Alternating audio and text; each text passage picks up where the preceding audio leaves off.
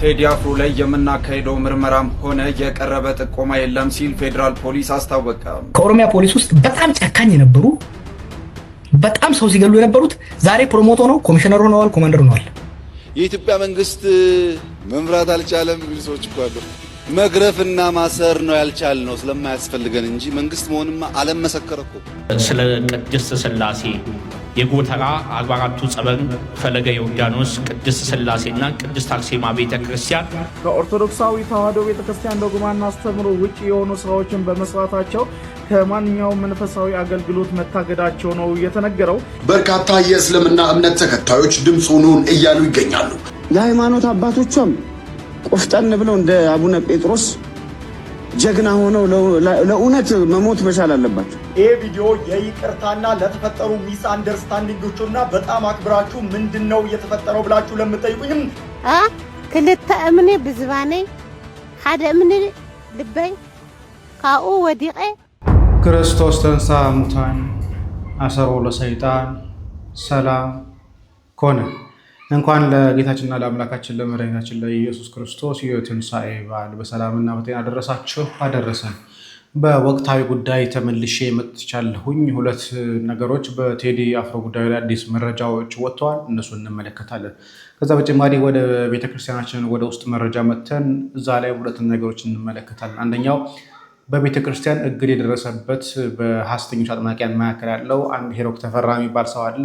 በሱ ላይ የደረሰውን እግድና ከአክሱም ጽዮን ጋር በተገናኘ ክርስቲያኖች ላይ የደረሰውን ድብደባ የምንመለከት ነው የሚሆነው።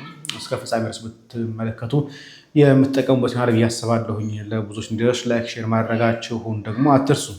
ዛሬ አንድ ሰው እንኳን ደስ አለህ ማለትን እወዳለሁኝ። ላይከ ሄራን ወንድማችን ሰሎሞን አግብቷል። እግዚአብሔር አምላካችን ትዳራችሁን ይባርክላችሁ እንላለን። በዩቲዩብ ላይ የምናውቀው ወንድማችን በጎ ደገኛ ወንድማችን ነው። ለዚህ ክብር በመብቃትህ እንኳን ደስ አለ በሎች በተለይ የምታውቁትም ሌሎቻችሁ ማለት ነው። እና ጥሪ አድርጎልኝ ነበረ እዚህ ስለሆንኩኝ አልቻልኩኝም። ስለዚህ ወንድማችን ላይከ ሄራን ሰለሞን እና እህታችን ቤተልሔም ታደሰ ትዳራቸውን ዛሬ ፈጽመዋል። እንኳን ለዚህ ክብር አበቃችሁ እንላለን። ስለዚህ ወደ ወቅታዊ ጉዳያችን እንምጣ። የመጀመሪያው ነገር እንደ መሰረት አድርጋችሁ ብትዙልኝ የምፈልገው ይሄን ሐሳብ ነው። ሃይማኖት አባቶችም ቆፍጠን ብለው እንደ አቡነ ጴጥሮስ ጀግና ሆነው ለእውነት መሞት መቻል አለባቸው። ካድሬና ድርባይ መሆን የለባቸው። ባለስልጣኑም ደግሞ ሆድ ሊበቃ ይገባል። እዚህ ሀገር ምንድነው አትናገሮች አሉ። ስለ ሀገር ይሳውራ ዝም በል አሁን እኮ አይባልም፣ ይገሉሃል፣ ትታሰራለህ። ገብቷል እንዴ የተባለ ሁሉም አድርባ ይሆነና አንድ ጀግና ጠፋ የሚያወራ ማለት ነው። እንዲህ ብዬ ለማያት ያልኩት እኮ ያለውን ነገር አንዳንዴ መናገር ብትናገረው ምንም እንዴ ካለ መናገር ደጃዝማችነት ይቀራል። አባቴ ያደራባሽ ሞት መከራ ካጉል ምኞቱ ሰው ካልጠራ ጣር ነው ቢታገስም ምን ቢጸና። አንዳንድ ጊዜ ጂል ትግስት እንዳልኩት ጂል እውነቶችንና ጂል ተረቶችን ተቀብለን ይሄ ይነጋል ነገ ለበጎ ነው ወደ ከፍታው እንሄዳለን ምናምን የሚሉ ወሬዎች አሉና እኔ በቅንነት አንዳንዴ አሁን ባለው የአገሪቱ መንፈስ ላይ የሞኝ ጥያቄ አቀርባለሁ ማለት ነው። ለምሳሌ በጣም በአሁኑ ሰዓት ላይ ኢትዮጵያ ብዙ ሚሊዮን ይሁን ቢሊዮን ይሁን የሆነ ብሮች ብቻ ለጦር መሳሪያ ታወጣለች እና አንዳንዴ ደግሞ እንደሞኝ ጥያቄ ጠይቃለሁ። አሁን ለምሳሌ ትራክተር ቢገዛባቸው በእኛ ብንዋደድ ይሄን የተረገመ መንፈስ ብናባረረውና ለጦርነት የሚወጣው ወጪ ለእርሻ ቢሆን የኢትዮጵያ ገበሬዎች በዘመናዊ ትራክተር አርሰው የተትረፈረፈ ምርት አምርተን ብንበላበት ብንጠግብበት። ከሱ በፊት እኮ ግን መዋደድና መከባበር ይፈልጋል እኮ ልነግርህ እኮ ነው። መጀመሪያ ታባረረዋል እኮ ሰይጣኑን እና ሂድልኝ፣ ውጣልኝ፣ ግባልኝ፣ ይሄንን አንፈልግም። ኢቨን እኮ የሀብታም ጦርነት ሆነብኝ እኮ ለኔ ግራ የገባኝ ነገር ሚክዬ የቀለም ጦርነት ሆነብኝ። አሁን ለበጎ ነው ይነጋል። አሪፎች ናቸው። ምንድነው ግን እንዲነጋና ለበጎ እንዳቀባበላችን ከሆነ ለምሳሌ አንዱ ሰው የሰይጣን ስራ እየሰራ ለበጎ ነው ምናምን ነገር ሳይሆን እሱ እንዲመለስ መጣር ገብቷ። በዛ ደግሞ ምድሪቱም ሰፊ ነች እንኳን ለኛ ከውጭም ዜጋ መጥቶ የሚኖርባት ራሱ ማጣብነች እና አንዳንዴ ማስተዋልን ስጠን ነው። ማስተዋልም ይሄ በላይ አሁን ባለስልጣናትን ብታይ አክቲቪስቱን ብታይ እኔ እናንተም ዘፋኙ ፖለቲካ ማቆሉ ቱሪናፋ በዝቷል። ለዛ ቱሪናፋ አው ግን ቢኪዬ በእናትህ አሁን ስሜታዊ ሆንኩኝ ማለት እግዚአብሔርን ሰው በፈለገው ማመን ይችላል፣ በፈለገው ማምለክ ይችላል። ግን ቅድም አቋራጥከኝና ነው ይሄ የሀብታሞች ጦርነት ሆነብኝ እምልህ። የፈረንሳይ የብርቱካንማ አብዮት የሚባል ነበር አንድ ፖለቲካ ታሪክ። እኛ ሀገር በባንዲራ በቀለም በሰው ልጅ ማንነት ግባልኝ ውጣልኝ ማንም መርጦ የተፈጠረ የለም አይደል? እግዚአብሔር ደግሞ እኔ ማርያምን እኔ ሰዎች የመጀመሪያው ብርቄ በመድር ላይ ሰው ነው። ለኔ ሰዎችን ነው የምወደው እና የእግዚአብሔርም አይመስለኝም። ይኸውልህ ክፉ ነገር በሙሉ የሰይጣን ኢትዮጵያ ደግሞ የሃይማኖት አባቶቿም ቆፍጠን ብለው እንደ አቡነ ጴጥሮስ ጀግና ሆነው ለእውነት መሞት መቻል አለባቸው። ካድሬና ድርባይ መሆን የለባቸው። ባለስልጣኑም ደግሞ ሆድ ሊበቃ ይገባል። እዛ ሀገር ምንድነው አትናገሮች አሉ። ስለ ሀገር ይሰራ ዝም በል አሁን እኮ አይባልም፣ ይገሉሃል፣ ትታሰራለህ። ገብቷል? እንዲህ እየተባለ ሁሉም አድርባይ ሆነና አንድ ጀግና ጠፋ የሚያወራ ማለት ነው። እንዲህ ብዬ ለማያት ያልኩት እኮ ያለውን ነገር አንዳንዴ መናገር ብትናገረው ምንም እንዴ ካለ መናገር ደጃዝማችነት ይቀራል። አባቴ ማየቱ አሪፍ ነውና ምንድነው ብቻ ምን መኝዳት ብትናስሉ ሊያንስ አሁን ምን መኝዳት ምንድነው እግዚአብሔር ጥሩ ጊዜ ቴዲ አፍሮ ላይ የምናካሄደው ምርመራም ሆነ የቀረበ ጥቆማ እንግዲህ አርቲስቶቹ ያነሱትን ሀሳብ ሰምታችሁታል ብዬ አስባለሁ። ሀገር ውስጥ ሆኖ ስለ ፖለቲካ ማንሳት የራስን ሀሳብ መስጠት በአሁኑ ሰዓት ላይ ስጋት ነው። ትታሰራለህ፣ ዝም በል፣ እውነትም ቢሆን ሸፍነው ተደበቅ፣ ዝም ብለህ ኑር የሚል ነገር ህዝቡን እያስጨፈጨፈ ነው። ከላይ የዶቼ ቬሌ መግለጫ ነው ሚያዝያ 16 ቀን የተጻፈ ወንድማችን የሚያነብል ነው። ሚያዝያ 18 ቀን መንግስት የተናገረ የተባለውን ነገር ነው። ቴዲ አፍሮ ላይ የምናካሄደው ምርመራም ሆነ የቀረበ ጥቆማ የለም ሲል ፌዴራል ፖሊስ አስታወቀ። በአርቲስት ቴዎድሮስ ካሳሁን ወይንም ቴዲ አፍሮ ላይ ጫና እየተደረገ መሆኑና ስቱዲዮ መዘረፉን የሚገልጹ መረጃዎች በማህበራዊ ሚዲያ ሲሰራጩ ቢቆዩም ፌዴራል ፖሊስ ግን ጉዳዩን መሰረተ ቢስ ሲል አስተባብሎታል። የፌዴራል ፖሊስ የወንጀል ምርመራ ኦፕሬሽን ዋና መምሪያ ኃላፊ ምክትል ኮሚሽነር ሙሊሳ አብዲሳ እንደገለጹትም ፖሊስ በአርቲስቱ ላይ የከፈተው ምንም አይነት ምርመራ የለም፣ የቀረበ ጥቆማም ሆነ አርቲስቱ ላይ የተጣለ ክልከላ የለም ብለዋል። ምክትል ኮሚሽነር ሙሊሳ እንዳሉትም ስቱዲዮ የተዘረፈ የተባለው ወሬ ፍጹም ውሸትና በሳይበር የሚናፈስ የፈጠራ ወሬ ነው ብለዋል። ቴዲ አፍሮ የኛ ተጠርጣሪ አይደለም፣ ቤቱ ሆኖ በሰላም እየኖረ ያለ ዜጋ ነው። ወሬው አርቲስቱ መጠቀሚያ በማድረግ የፖለቲካ አጀንዳ ለማራመድና ህዝብን ለማሸበር የሚሰራጭ መሆኑን ገልጸዋል። ፖሊስ ማንኛውንም ዜጋ ወንጀል እስካልሰራ ድረስ በሐሳቡና በሙያው እንደማይጠይቅ ገልጸው ህዝቡ መሰል ያልተረጋገጡ የፈጠራ ወሬዎችን ከማመን እንዲጠነቀቅም አሳስቧል። በበቂ አልሰራም መባል ሰምታችኋል። ግን ይሄን ነገር ከዚህ ጋር ያያችሁት የኢትዮጵያ መንግስት መምራት አልቻለም የሚሉ ሰዎች እኮ አሉ። መግረፍና ማሰር ነው ያልቻልነው ስለማያስፈልገን እንጂ መንግስት መሆንማ ዓለም መሰከረ እኮ በአንድ ድምጽ።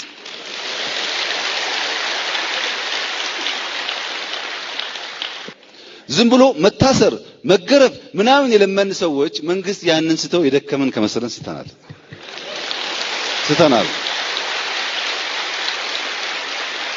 ከኦሮሚያ ሰምታችኋል። መገረፍ ምናምን ትተናል አለ። እውነት ነው ወይ የሚለውን ነገር በራሱ ዘመዶች ላሳያችሁ። ፖሊስ ውስጥ በጣም ጨካኝ የነበሩ በጣም ሰው ሲገሉ የነበሩት ዛሬ ፕሮሞት ሆነው ኮሚሽነር ሆነዋል፣ ኮማንደር ሆነዋል።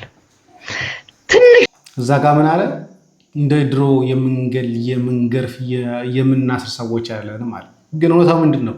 ጨካኝ የሆኑትና አሁን እያሳደገ እየመጣ ያለው ሰው ከኦሮሚያ ፖሊስ ውስጥ በጣም ጨካኝ የነበሩ በጣም ሰው ሲገሉ የነበሩት ዛሬ ፕሮሞት ሆነው ኮሚሽነር ሆነዋል፣ ኮማንደር ሆነዋል። ትንሽ የህዝብ ርህራሄ የነበራቸው ስም ከጠራው እንዳይገሏቸው ነው። ትንሽ የነበራቸው በሙሉ ተወግደዋል፣ ወይ ከሰርቪስ ተባረዋል፣ ወይ ደግሞ የሆነ ቦታ በዘበኝነት በአማካሪነት ተመድበው ነው ያሉት። በሴምስትሩ አማራ ውስጥ ሴምስትሩ ሲዳማ ክልል ውስጥ ሴምስትሩ ኤቭሪዌር ማለት ይችላል። ሶ አንደኛ ፍሮንት ላይን ላሉ ወታደሮች ፖሊሶችና ወታደሮች ጭካኔ ወደ ላይ መውጫ ሆኗል። በሂደት ደግሞ ምን ሆነ? ሰው ጭካኔ የኖርማል ሞደስ ኦፕራንዲ እንደሆነ የኖርማል የስራ እንደሆነ የስራው አካል እንደሆነ በራያችን ላይ አንዳንድ ዝም ብሎ የሚናገሯቸው ማናስበው ነገር በደንብ ትኩረት ማሰጠው ነገር አለ። ይሄ ፖለቲካ ሸር እንጂ ሌላ ነገር የለውም። በሸር የምታደርገው አፍሪካ ውስጥ ያለ ጭካኔ ያለ መገዳደል ስልጣን አይያዝም፣ ስልጣን አይጠናከርም። መገዳደል መጨካከን ትክክለኛውና ብቸኛው መንገድ እንደሆነ እና ቢስ ሲናገሩት አያለህ፣ ሽመልስ ሲናገሩት አያለህ፣ ያቢ ምክትላው ዳንኤል ክብረት ሲናገር ታየዋለህ። ጨከን ማለት አለብን ሲል ነበር ባለፈው። ጨከን ማለት አለብን።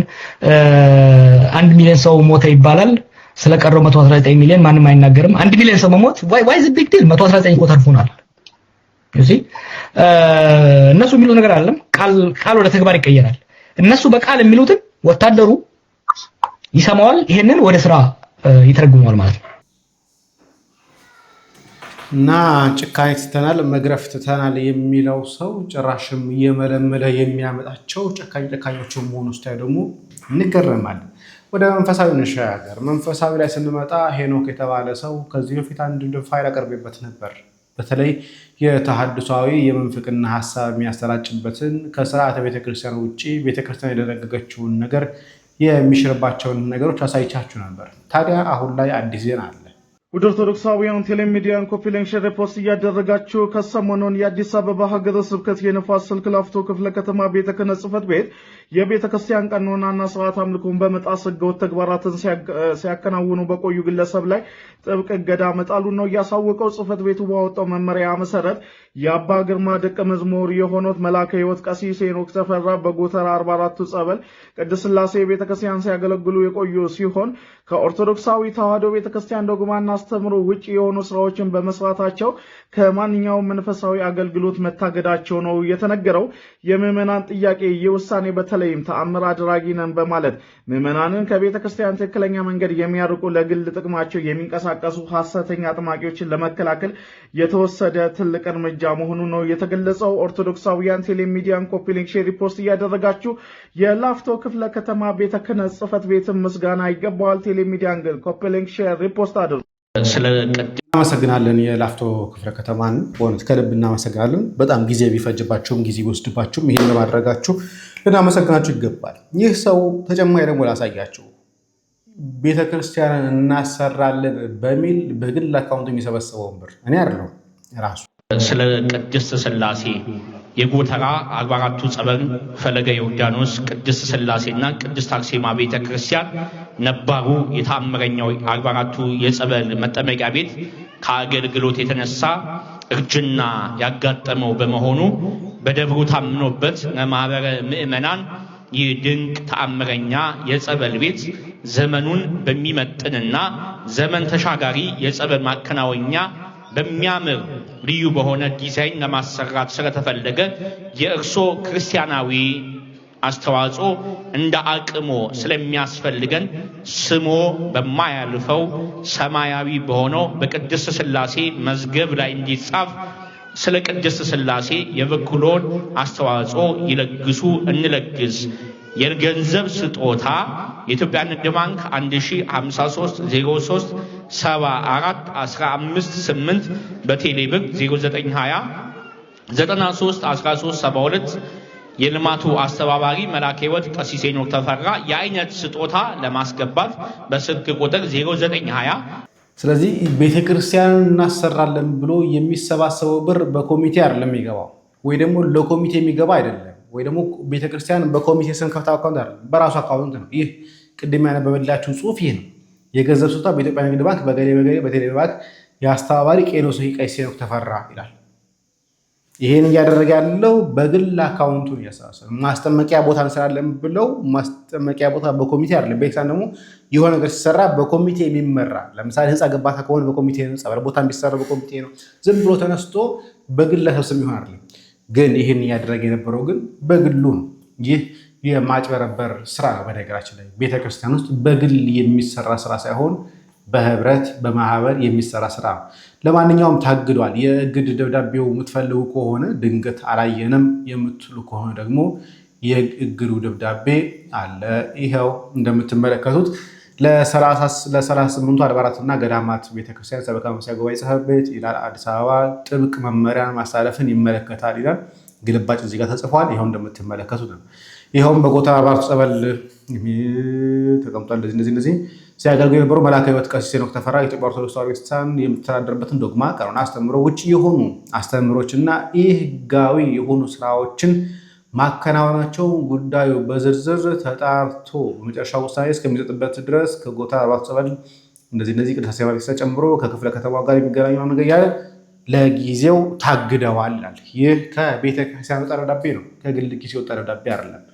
እናመሰግናለን። ሊቀ ትጉሃን ወንደሰን ገብረ ስላሴ አዲስ አበባ ሀገረ ስብከት ንፋስ ስልክ ላፍቶ ክፍለ ከተማ ቤተ ክህነት ስራ አስኪያጅን ከልብ እናመሰግናለን። እንዲህ አይነት ውሳኔ ደግሞ እነ ግርማ ላይ የምትወስኑባቸው ጥሩ ነበር የሚሆነው። አጨርባሪዎች ቤተክርስቲያንን መቀለጃ ስላደረጓት ማለት ነው። ወደ አክሱም እንሂድ። ከዚህ እንጀምር። በርካታ የእስልምና እምነት ተከታዮች ድምፅ ሁኑን እያሉ ይገኛሉ። በአክሱም ከተማ ለሶስተኛ ተከታታይ ሳምንት ዜና የምታቀርቡ ሰዎች እረፉ። በአክሱም ቤተክርስቲያን ግቢ ውስጥ 80 ኦርቶዶክሳውያን ሲገደሉ ዝም፣ ገብረ ዳሞ ገዳም ሲመታ ዝም፣ የማይረሳው የማርያም ደንገላት ካህናትና ምዕመናን ሲገደሉ ዝም። ምን ነው ረሳችሁት መሰለኝ። እናንተን ጉዳይ በደንብ በሰፊው ስለምመለስበት ይቆየን። ሰሞኑን ትንሽ ጠፍቻለሁ። በማይመች ነገር ውስጥ ሆኜ ይሄንን ቪዲዮ ለእናንተ እየሰራሁላችሁ ነው። እስከ መጨረሻው ድረስ በደንብ ሼር እና ኮፒ ሊንክ ማድረጋችሁን እንዳትረሱ። እንደዚህ አይነት ደግሞ ነጭ የሆኑ ግለሰቦች በጣም ነው የሚገርሙ። የፓላስቲን ፍላግ ባክግራውንድ አድርገው ስለ አክሱም ስለ ኢትዮጵያ ለመናገር ይመጣሉ። ኢትዮጵያ ውስጥ ያለ ኦርቶዶክስ ስለ መካ ኦርቶዶክስ እንደማያገባው ሁሉ አንተም ስለ ኢትዮጵያና ስለ አክሱም ሙስሊም አያገባህም። እነመፈጠርህ የማያቀህን የአረብ ባንዲራ ባክግራውንድ ላይ ሰቅለህ የኢትዮጵያን ባንዲራ አፍረህበት አውርደኸው ስለ አክሱም ልትናገር አትችልም። ስለ አክሱም የሚያገባው አክሱም ብቻ ነው። አክሱም ላይ ላላችሁ ሙስሊም ማህበረሰቦች የማስተላልፍላችሁ አንድ መልእክት አለ። በተቸገራችሁ ሰዓት የዛኔ የማትረሱት በሞት በተከበባችሁ ሰዓት አብሯችሁ የነበረው ኦርቶዶክሳዊ ማህበረሰብ ለእናንተ ቀርባችሁ ነው።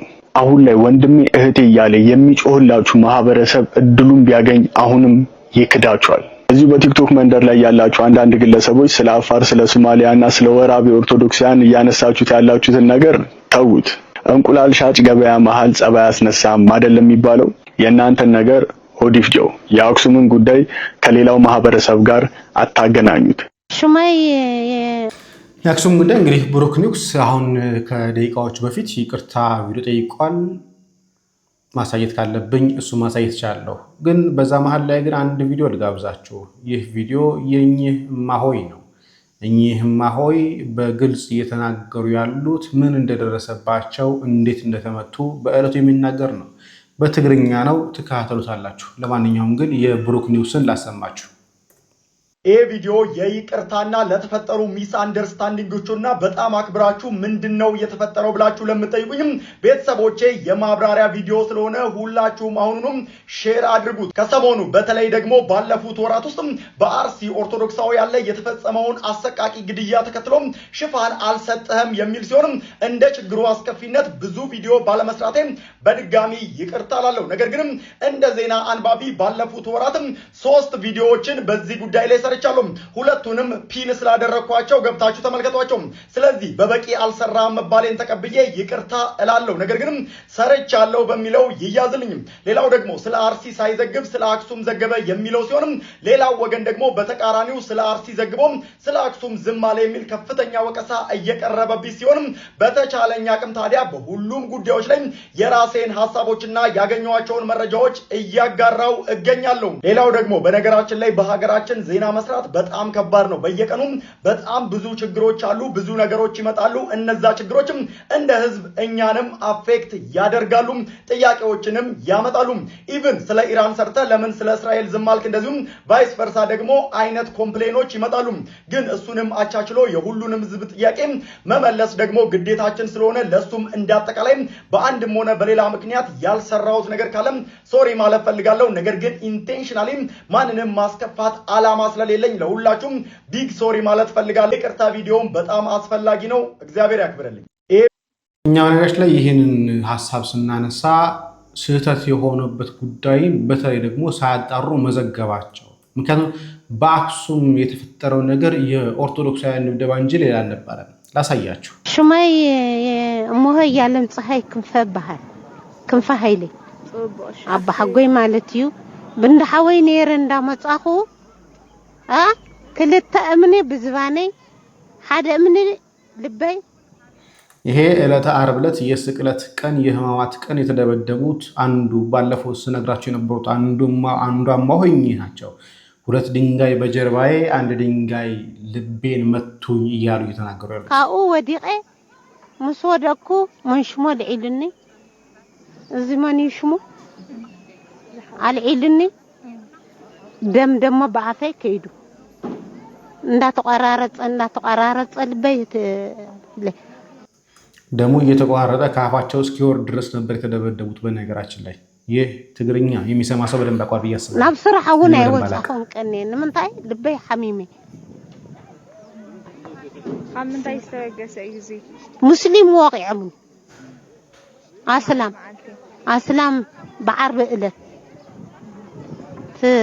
ዝስገዶ ዝጥብጠዎ መዓልቲ አልከመይ ኩነታት እንተወ አነ እንታይ ፈሊጠያ አነ መጽየም ብገርህ እዮም ድፍን ዘበሉኒ ደፋነ ዳ ይፍጠረለም አነ ንሰብ ከይዛረብ ይለግን አውዚ መጽየ ደመይ አብ ማሐረመይ ቋጽረ ፊሒረ አቢረ ይቡቲ ትነግረኪ ኹቃ ይብለኝ እንታይ ምስጎርኩ አነ እንታይ ገይረ ካፊረ ይኮንኩን አነ ክርስቲያኒ ካፊረ ይኮንኩን አነ ክርስቲያን ሙኻነ ምንታይ መንኒ نفتين كي وجين دي يعني منينها ሃይማኖተኛ ስለዚህ ትግርኛ የምታውቁ ሰዎች ኮሜንት ላይ ጻፉ፣ ትርጉሙን በትክክል እንዲተረጉም ማለት ነው። ስለዚህ በእለቱ ከ21 በላይ ኦርቶዶክሳውያን ተደብድበዋል። ቪዲዮ ሰርችላችሁ ነበር፣ ካላያችሁት አስቀምጥላችኋለሁ። ኮሜንት ላይ ፒን ላድርግላችሁ ይችላል። ከፈለኩኝ አስፈላጊ ከሆነ ማየት ትችላላችሁ። በእለቱ የተደበደቡት 21 ኦርቶዶክሳውያን ነበሩ። ይህንን መረጃ ሳትዘግቡ ሙስሊሞች ተከለከሉ ሰላት ብሎ መናገር ነውር ነው የሚል ነው የኛ ተቃውሞ ስናነሳ የነበረው ትናንትና። ይህ ግልጽ ነው ብዬ አስባለሁኝ። እዚህ ላይ ላብቃ። ሰላም እግዚአብሔር ከእኔም ከእናንተ ጋር ይሁን። ቸር ቆዩ።